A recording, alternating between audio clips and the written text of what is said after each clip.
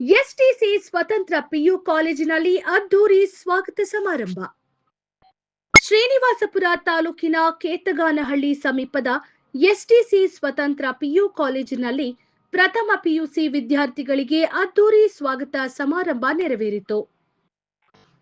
ಎಸ್ಟಿಸಿ ಸ್ವತಂತ್ರ PU college ಹಾಗೂ Mahadeva ವಿದ್ಯಾಸಂಸ್ಥೆಗಳ trust Bengaluru ವತಿಯಿಂದ ಆಯೋಜಿಸಿದ್ದ ಈ ಕಾರ್ಯಕ್ರಮಕ್ಕೆ ನವರಸ ಎಂಬ ವೇದಿಕೆಯಡಿ ಗಣ್ಯರು ದೀಪ ಬೆಳಗಿಸುವ ಮೂಲಕ ಚಾಲನೆ ನೀಡಿದರು. ಬಳಿಕ ವಿದ್ಯಾರ್ಥಿಗಳು ನಡೆಸಿಕೊಟ್ಟ ವೈವಿಧ್ಯಮಯ ಸಾಂಸ್ಕೃತಿಕ ಕಾರ್ಯಕ್ರಮಗಳು ಎಲ್ಲರ ಗಮನ ಸೆಳೆದವು. ಕಾರ್ಯಕ್ರಮದಲ್ಲಿ ಮಾತನಾಡಿದ ಗಣ್ಯರು, ವಿದ್ಯಾರ್ಥಿಗಳ ಭವಿಷ್ಯ ರೂಪಿಸುವಲ್ಲಿ ಶಿಕ್ಷಣವೇ ಪ್ರಮುಖ ಅಸ್ತ್ರ. ಶಿಕ್ಷಣ ಕೇವಲ ಉದ್ಯೋಗ ಪಡೆಯಲು ಮಾತ್ರವಲ್ಲ, ಜ್ಞಾನ, ಸಂಸ್ಕಾರ, ಆತ್ಮವಿಶ್ವಾಸ ಹಾಗೂ ಉತ್ತಮ ವ್ಯಕ್ತಿತ್ವವನ್ನ ಬೆಳೆಸುವ ಶಕ್ತಿಯಾಗಿದೆ ಎಂದು ವಿದ್ಯಾರ್ಥಿಗಳಿಗೆ ಕಿವಿಮಾತು ಹೇಳಿದರು. ಇನ್ನು ಕಾಲೇಜಿನ ಕಾರ್ಯದರ್ಶಿ ಉಷಾ ಗಂಗಾಧರ್ ಮಾತನಾಡಿ, ಮೊಬೈಲ್ ಅನ್ನು ಜ್ಞಾನ ಮತ್ತು ಶಿಕ್ಷಣಕ್ಕಾಗಿ ಬಳಸಿಕೊಳ್ಳಬೇಕು. ಅದರ ದುರ್ಬಳಕೆಯಿಂದ ದೂರವಿದ್ದು ಅಮೂಲ್ಯ ಸಮಯವನ್ನ ವಿದ್ಯಾಭ್ಯಾಸಕ್ಕೆ ಮೀಸಲಿಡಬೇಕು ಎಂದು ಸಲಹೆ ನೀಡಿದರು. ಮತ್ತು ಪ್ರತಿಭಾನ್ವಿತ ಅಂಧ ವಿದ್ಯಾರ್ಥಿಗಳಿಗೆ ಉನ್ನತ ಶಿಕ್ಷಣ ಸಂಪೂರ್ಣ ಉಚಿತ ಎಂದು ಘೋಷಿಸಿದರು. ಇದೇ ವೇಳೆ ವಿದ್ಯಾರ್ಥಿಗಳಿಗೆ ಎಚ್ಚರಿಕೆ ನೀಡಿದ ಶ್ರೀನಿವಾಸಪುರ ಪೊಲೀಸ್ ಠಾಣೆಯ ಎಎಸ್ಐ ಮುನಿಗುರಪ್ಪ, ಗಾಂಜಾ ಸೇರಿದಂತೆ ಯಾವುದೇ ಮಾದಕ ವಸ್ತುಗಳ ವ್ಯಸನಕ್ಕೆ ಒಳಗಾಗಬಾರದು.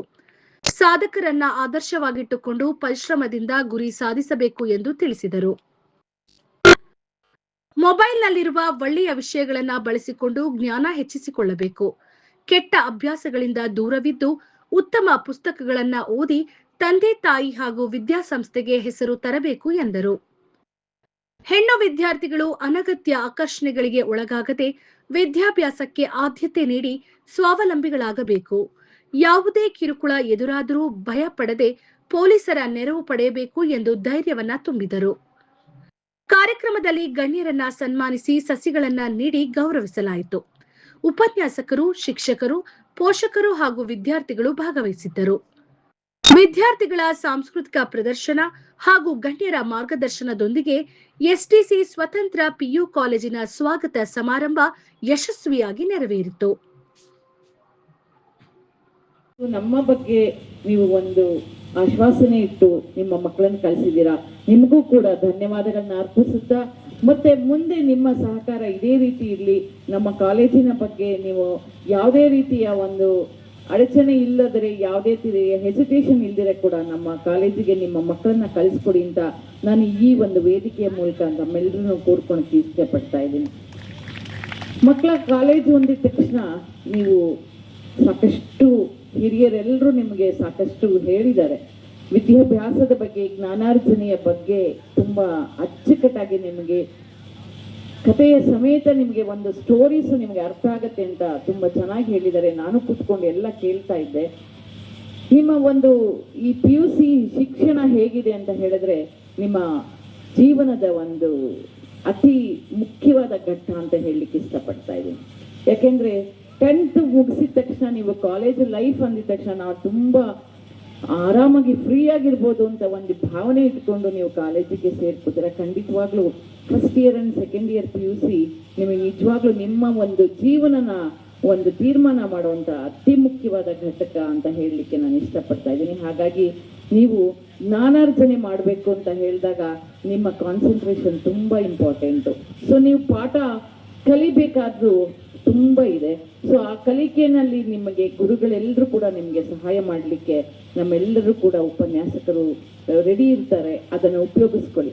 ನಾನು ಒಂದು ಇಲ್ಲಿ ಅಬ್ಸರ್ವ್ ಮಾಡಿರೋದು ಏನು ಅಂತ ಹೇಳಿದ್ರೆ, ಶ್ರೀನಿವಾಸಪುರ ಮಕ್ಕಳಲ್ಲಿ ಸ್ವಲ್ಪ ಆಸಕ್ತಿ ತುಂಬ ಚೆನ್ನಾಗಿದೆ. ನಿಮ್ಮಲ್ಲಿ ಡೈವರ್ಷನ್ ಇಲ್ಲ. ಖಂಡಿತವಾಗ್ಲೂ ನನಗೆ ತುಂಬ ಖುಷಿ ಆಗುತ್ತೆ. ಯಾಕೆಂದ್ರೆ ನಾನೆಲ್ಲ ಉಪನ್ಯಾಸಕರ ಹತ್ರ ಮಾತಾಡ್ಬೇಕಾದ್ರೆ ಅವ್ರು ಖಂಡಿತವಾಗ್ಲೂ ಹೇಳ್ತಾ ಇರ್ತಾರೆ, ಇಲ್ಲಿ ಪಾಠ ಮಾಡಬೇಕು ಅಂತ ಹೇಳಿದ್ರೆ 4 hours 5 hours 6 hours ಮಕ್ಕಳು ಕೂಡ ತುಂಬ ಕಾನ್ಸಂಟ್ರೇಷನ್ ಇಟ್ಟು ಪಾಠನ ಕೇಳ್ತಾ ಇರ್ತಾರೆ. ಬೇರೆ ಕಡೆ ಸ್ವಲ್ಪ ಇಷ್ಟು ಕಾನ್ಸಂಟ್ರೇಷನ್ ಇರಲ್ಲ. ಅದಕ್ಕೆ ಇವತ್ತಿನ ಇಷ್ಟು ಸ್ಪೀಚ್ ಮಾಡ್ತಾ ಇದ್ರು ನೀವು ಒಂಚೂರು ಶಬ್ದ ಇಲ್ದಿರ ಕೂತಿರೋದಕ್ಕೆ ಸಾಕ್ಷಿ ಅಂತ ನಾನು ಹೇಳಲಿಕ್ಕೆ ಇಷ್ಟಪಡ್ತಾ ಇದ್ದೀನಿ. ನಿಜವಾಗ್ಲೂ ನಿಮಗೆ ನೀವು ಒಂದು ದೊಡ್ಡ ಚಪ್ಪಾಳೆ ಹೊಡ್ಕೊಳ್ಳೇಬೇಕು. ಇದನ್ನ ನಿಮ್ಮ ವಿದ್ಯಾಭ್ಯಾಸದಲ್ಲೂ ಕಂಟಿನ್ಯೂ ಮಾಡಿ.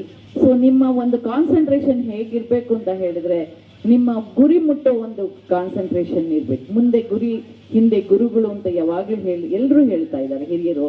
ಖಂಡಿತವಾಗ್ಲೂ ಅದು ಒಂದು ಸತ್ಯವಾದಂತ ವಿಚಾರ. ಈಗ ಎಷ್ಟೇ ಟೆಕ್ನಾಲಜಿ ಮುಂದುವರೆದಿದ್ರು ಕೂಡ ನಮ್ಗೆ ಗುರು ಇಲ್ದಿರ ನಾವೇನು ಕಲೀಲಿಕ್ಕೆ ಆಗೋದಿಲ್ಲ. ನಿಮ್ಗೆ ಗೂಗಲ್ಗೆ ಹೋಗಿ ಏನ್ ಬೇಕಾದ್ರೂ ಸರ್ಚ್ ಮಾಡಿದ್ರೆ ಸಿಗುತ್ತೆ. ಆದ್ರೆ ಅದನ್ನ ಹೇಳ್ಕೊಡೋ ಒಂದು ಡೈರೆಕ್ಷನ್ ಬೇಕಾಗಿ ಗುರುಗಳಿಂದನೇ ಸಾಧ್ಯ ಅಂತ ಹೇಳಲಿಕ್ಕೆ ಇಷ್ಟಪಡ್ತಾ ಇದ್ದೀನಿ. ಮಕ್ಕಳ ಮತ್ತೆ ಪೋಷಕರಲ್ಲಿ ನಾನು ಸವಿನಯ ಒಂದು ವಿನಂತಿ ಮಾಡ್ಕೊಳ್ಳಿಕ್ಕೆ ಇಷ್ಟಪಡ್ತೀನಿ. ಮಕ್ಕಳಿಗೆ ಆದಷ್ಟು ಮೊಬೈಲಿಂದ ದೂರ ಇಡಿ. ಮೊಬೈಲ್ ಇವತ್ತು ಮಕ್ಕಳನ್ನ ಯಾವುದೋ ಒಂದು ಲೋಕಕ್ಕೆ ಕರ್ಕೊಂಡು ಹೋಗ್ತಾ ಇದೆ. ಸಂಬಂಧಗಳನ್ನ ಕಡ್ಕೋತಾ ಇದ್ದಾರೆ, ಸ್ನೇಹಗಳನ್ನ ಕಡ್ಕೋತಾ ಇದ್ದಾರೆ, ಅವರ ಜ್ಞಾನಾರ್ಜನೆಗಳನ್ನ ಕಡ್ಕೋತಾ ಇದ್ದಾರೆ. ಖಂಡಿತವಾಗ್ಲೂ ಮೊಬೈಲಿಂದ ನೀವು ಮಕ್ಕಳನ್ನ ದೂರ ಇರಿ. ನೀವು ಸಹ ಮಕ್ಕಳೇ ಮೊಬೈಲ್ನ ಆದಷ್ಟು ದೂರ ಇರಿ ಅಂತ ಕೇಳ್ಕೊಳ್ಳಿಕ್ಕೆ ಇಷ್ಟಪಡ್ತಾ ಇದ್ದೀನಿ. ಸೊ ನೀವೆಲ್ಲರೂ ಕೂಡ ನಮ್ಮ ಒಂದು ಕಾಲೇಜಿನಲ್ಲಿ ಒಳ್ಳೆ ವಿದ್ಯಾಭ್ಯಾಸ ಮಾಡಿ ಒಳ್ಳೆ ಹೆಸರನ್ನ ತಗೊಂಬಂದು ನಿಮ್ಮ ಪೋಷಕರಿಗೆ ಮತ್ತೆ ನಮ್ಮ ಕಾಲೇಜಿಗೂ ಕೂಡ ಒಳ್ಳೆ ಹೆಸರನ್ನ ಕೊಡ್ತೀರಾ. ನಿಮ್ಮ ಒಂದು ಕೀರ್ತಿ ಇನ್ನೂ ಹೆಚ್ಚು ಹೆಚ್ಚು ಬರಲಿ. ಸೊ ನಾನು ಕಡೆಯದಾಗ ಒಂದು ಮಾತು ಹೇಳಲಿಕ್ಕೆ ಇಷ್ಟಪಡ್ತೀನಿ. ನಿಮ್ಮಲ್ಲಿ ನೀವು ನಂಬಿಕೆ ಇಡಿ. ಫಸ್ಟ್ ನಾನು ಮಾಡೋಕ್ಕಾಗಲ್ಲ, ನನ್ನ ಕೈಲಿ ಆಗಲ್ಲ ಅನ್ನೋ ಒಂದು ಮಾತನ್ನ ಬಿಟ್ಬಿಡಿ. ಯಾವಾಗಲೂ ನೆಗೆಟಿವ್ ಥಾಟ್ಸ್ ಇರಬಾರ್ದು, ಯಾವಾಗಲೂ ಪಾಸಿಟಿವ್ ಆಗಿ ಥಾಟ್ ಮಾಡಬೇಕು. ಸೊ ನೀವು ನಿಮ್ಮಲ್ಲಿ ನಂಬಿಕೆ ಇಟ್ಟಾಗ ನಾನು ಮಾಡಬಲ್ಲೆ ಅನ್ನೋ ಒಂದು ಶಕ್ತಿ ನಿಮ್ಮಲ್ಲಿ ಬರುತ್ತೆ. ಆಗ ಖಂಡಿತವಾಗ್ಲೂ ನೀವು ಏನು ಅನ್ಕೊಂಡಿದ್ದೀರಾ ಆ ಗುರಿನ ನೀವು ತಲುಪ್ತೀರಾ ಅಂತ ಹೇಳ್ತೀನಿ. ನಿಮ್ಮೆಲ್ಲರಿಗೂ ಕೂಡ ಆ ಸರಸ್ವತಿ ಮಾತೆ ಒಳ್ಳೇದು ಮಾಡಲಿ. ನಿಮ್ಮೆಲ್ಲರಿಗೂ ಕೂಡ ಜ್ಞಾನಾರ್ಜನೆ ಇನ್ನು ಹೆಚ್ಚು ಹೆಚ್ಚು ಬರಲಿ. ತುಂಬ ಖುಷಿ ಆಗತ್ತೆ. ಯಾಕೆಂದ್ರೆ ಇನ್ನು ಹೊಸದು ನಾವೆಲ್ಲ ಈ ತರ ಇದ್ದೀವಿ ಅಂತ ಅನ್ಕೊಳೋದು ಬೇಡ. ನಿಮ್ಮ ಒಂದು ಜರ್ನಿ, ನಿಮ್ಮ ಒಂದು ಪ್ರಯಾಣ ಇದೇ ರೀತಿ ಮುಂದುವರಿಲಿ. ನಿಮ್ಮನ್ನ ಜೀವನ ಪೂರ್ತಿ ತುಂಬಾ ಸುಂದರಮಯವಾಗಿರ್ಲಿ. ಅಬ್ದುಲ್ ಕಲಾಂ ಹೇಳ್ತಾರೆ, ಕನಸು ಕಾಣಬೇಕು. ಯಾವ ತರ ಕನಸು ಕಾಣಬೇಕು ಅಂತ ಹೇಳಿದ್ರೆ ನಿದ್ದೆನೇ ಬರಬಾರ್ದು ಅಂತ ದೊಡ್ಡ ಕನಸನ್ನ ಕಾಣಿ ಅಂತ ಹೇಳ್ತಾರೆ. ನೀವು ಕೂಡ ಆ ತರ ಕನಸನ್ನ ಕಾಣಿ ಅಂತ ಹೇಳ್ತಾ ನಿಮ್ಮ ಕನಸೆಲ್ಲ ನನಸಾಗ್ಲಿ. ನಿಮ್ಮ ಪೋಷಕರ ಒಂದು ಕನಸು ಕೂಡ ನನಸಾಗ್ಲಿ. ನಮ್ಮ ಕಾಲೇಜಿನ ಒಂದು ಕೀರ್ತಿ ಪತಾಕಿ ಇನ್ನೂ ಹೆಚ್ಚಿಗೆ ಹಾರಲಿ ಅಂತ ಎಲ್ಲರಿಗೂ ಹೇಳ್ತಾ ಮತ್ತೊಮ್ಮೆ ಎಲ್ಲರಿಗೂ ಕೂಡ ನಾನು ನಮಸ್ಕಾರ ಮಾಡ್ತಾ ಇದ್ದೀನಿ. Thank you.